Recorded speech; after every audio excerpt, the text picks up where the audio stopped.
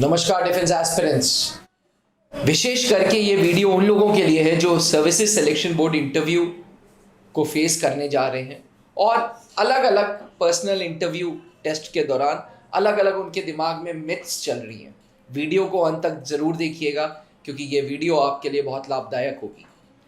Sir, अक्सर personal interview के दौरान कैंडिडेट्स कुछ मिस्टेक करते हैं। हर वीडियो ये बात करता है कि पर्सनल इंटरव्यू के दौरान ये करो, ये करो, ये करो, ये करो। आज इस वीडियो में हम बात करेंगे कि पर्सनल इंटरव्यू के दौरान ये मत करो, या यूं कह लें कि कॉमन मिस्टेक्स जो पर्सनल इंटरव्यू के दौरान कैंडिडेट्स करते हैं। क्योंकि आपको इतना तजुर्बा है, क्योंकि हम सब लोग आप कर्नल पंकज सर के साथ रहते हैं, मतलब आपका रोल अलग है, उनका रोल अलग है, बट पर्सनल इंटरव्यू में आप लोगों की ओपिनियंस शेयर होती हैं। क्या आपके नज़र में पॉइंट्स हैं जो कैंडिडेट्स जहां गलतियां करते हैं? What are the common mistakes which they make in SSB interview में, पर्सनल इंटरव्यू के दौरान? मैं सिर्फ पर्सनल इंटरव्यू की बात करूंगा, मैं स्क्रीनिंग, साइकोलॉजिकल टेस्ट, जीटीओ के बारे में आज बात नहीं करूंगा। मैं सिर्फ पर्सनल इंटरव्यू के दौरान क्या क्या गलतियां कैंडिडेट्स करते हैं। मेरे ख्याल से कर्नल पंकज मल्होत्रा इस बात को ज़्यादा अच्छा समझा सकते थे बच्चों को। जी जी जी। लेकिन चलिए, अब ये बात आपने मुझसे पूछी है। पहली जो गलती करते हैं बच्चे, जो पीआईक्यू फॉर्म भरने का जो इनका तरीका होता है, the way they fill up their PIQ form, वो पहला इंप्रेशन है। आपके जाने से, आपके उस ऑफिस में आने से पहले एक और चीज़ रखी हुई है इंटरव्यूइंग ऑफिसर के सामने, वो है आपका पीआईक्यू फॉर्म। और आपको बुलाने से पहले उन्होंने वो पीआईक्यू फॉर्म पढ़ा है। अगर उसको आपने क्लैरिटी के साथ, और वहाँ से अगर आपने उसको बहुत ज़्यादा खाली छोड़ रखा है, कुछ आपका इंप्रेशन वहाँ से जनरेट नहीं हो पा रहा है, तो फिर वहाँ बहुत ज़्यादा दिलचस्पी शायद ख़त्म हो जाती है आपके अंदर से। तो एक पहली बुनियादी चीज़ ये ध्यान रखिएगा कि अपना पीआईक्यू फॉर्म बहुत सफाई से अच्छे से भरें। एक अच्छा पीआईक्यू फॉर्म एक अच्छा इंप्रेशन आपका डालता है, ठीक है। अब इसके बाद जब आप आते हैं ऑफिस के अंदर, तब क्या चीज़ें आपको ध्यान रखनी है?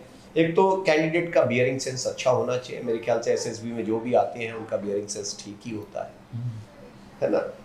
फिर अब जब आप बैठते हैं, पहला जो रैपिड फायर क्वेश्चन आता है, उसमें आपकी ग्रास्पिंग अच्छी होनी चाहिए। आप चीज़ों को ध्यान से सुने, क्या वो कहना चाहते हैं, क्या वो पूछ रहे हैं आपसे। कॉन्फिडेंस लेवल अच्छा होना चाहिए आपका। ये कॉन्फिडेंस इनका गिरा हुआ थोड़ा सा दिखाई देता है। आई कांटेक्ट, आंखें इधर उधर घुमा करके बात कर रहे होते हैं, आंखें थोड़ा सा, जिससे आप बात कर रहे हो उनको देख के बात करें, ये आपका कॉन्फिडेंस नज़र आता है इससे। तो आई कांटेक्ट थोड़ा ठीक रखें, ठीक है। अब और एक जो चीज़ ये नहीं करना चाहिए इनको, दैट इज़ कि ये लो एनर्जी में रहते हैं हमेशा। मतलब इनका जो इंटरेस्ट ऑफ इंटरेक्शन दिखता है वो बड़ा खराब दिखता है। क्या वो नर्वसनेस की वजह से है? क्या वो कॉन्फिडेंस लो इसलिए आ गया? क्योंकि सर किसी भी इंटरव्यू में, मतलब मैं कैंडिडेट्स से के पॉइंट ऑफ व्यू से आपसे बात कर रहा हूँ, बिल्कुल। किसी भी इंटरव्यू में डर तो लगता है सर डर लगता है, मगर मैं यही तो कहता हूँ इनसे कि ये इंटरव्यू है ही नहीं, ये स्ट्रक्चर्ड इंटरेक्शन है। आप इंटरव्यू के डर में, इंटरव्यू कहाँ होता है पहले आप ये समझिए। इंटरव्यू होगा जब ये इसरो के लिए जाएंगे, जब डीआरडीओ में साइंटिस्ट बनने जाएंगे, वहाँ इंटरव्यू की जरूरत पड़ रही है, क्योंकि वहाँ नॉलेज चाहिए।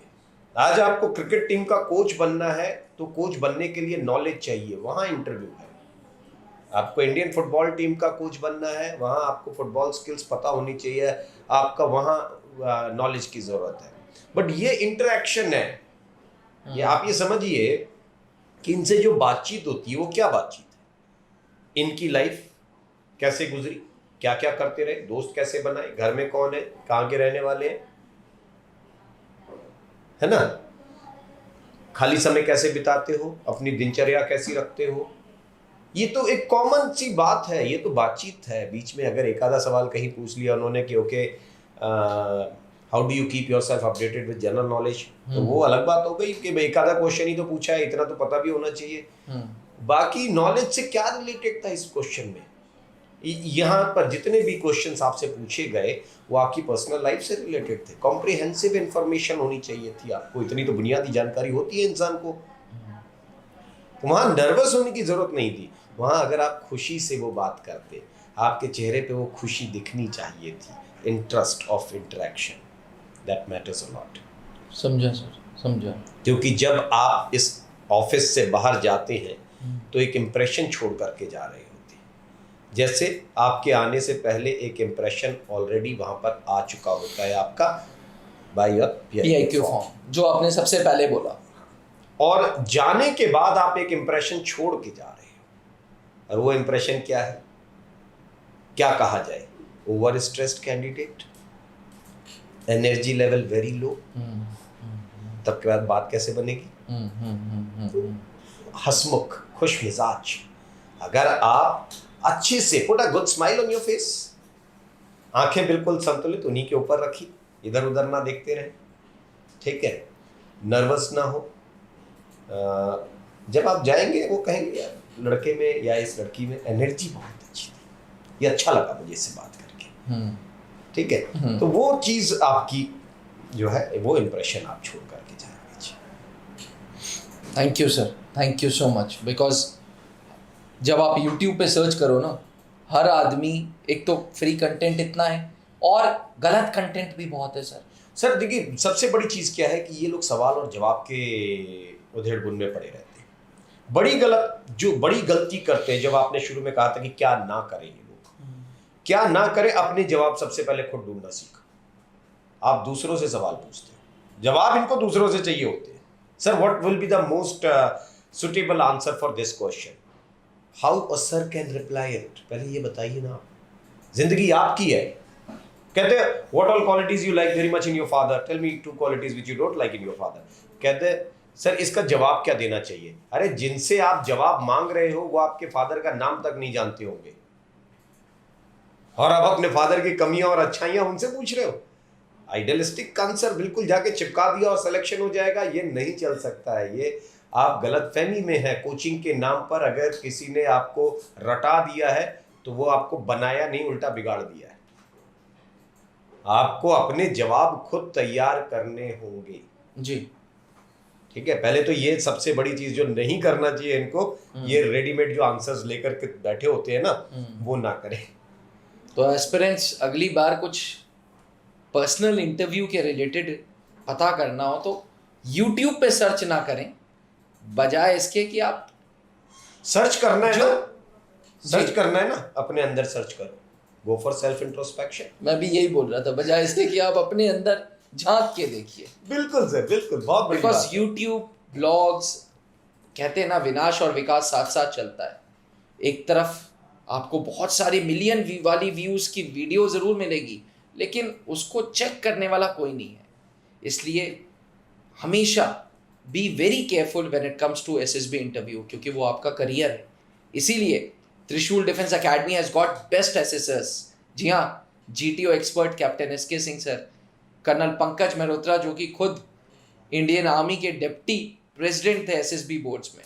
एसेसर्स बहुत मैटर करता है, बहुत मैटर करता है सर। सर मैं आपको एक चीज़ और बताऊँ इसमें बीच में, कि ये लोग सोचते हैं ना कि कोई एक बना बनाया जवाब बोलने से टेलर मेड इनको ऐसा लगता है कि there is a set pattern, क्योंकि अभी तक इन्होंने जो है ना A+B होल स्क्वायर जो है पढ़ा हुआ है कि उसका जो एक सेट फॉर्मूला है वो सब वही रट करके आए हुए, तो इनको लगता है कि हर चीज़ का एक निश्चित जवाब होता है। नो, हर चीज़ का जवाब उस व्यक्ति के अनुसार होता है। आपका जवाब आपका होगा, मेरा जवाब मेरा होगा, दूसरे का जवाब दूसरे का होगा।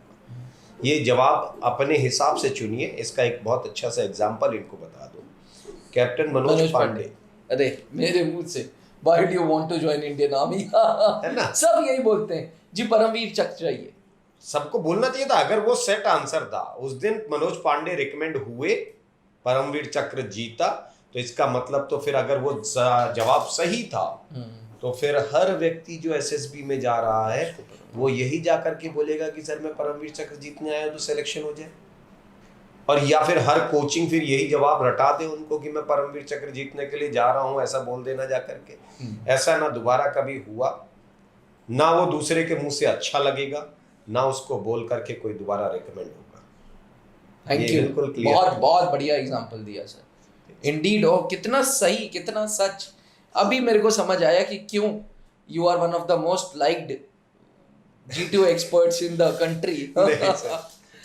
Aspirants मैं आपको बता दूं, त्रिशूल डिफेंस एकेडमी में सर GTO का मॉड्यूल लेते हैं और इस मॉड्यूल को अटेंड करने के लिए लोग बहुत दूर दूर से आते हैं.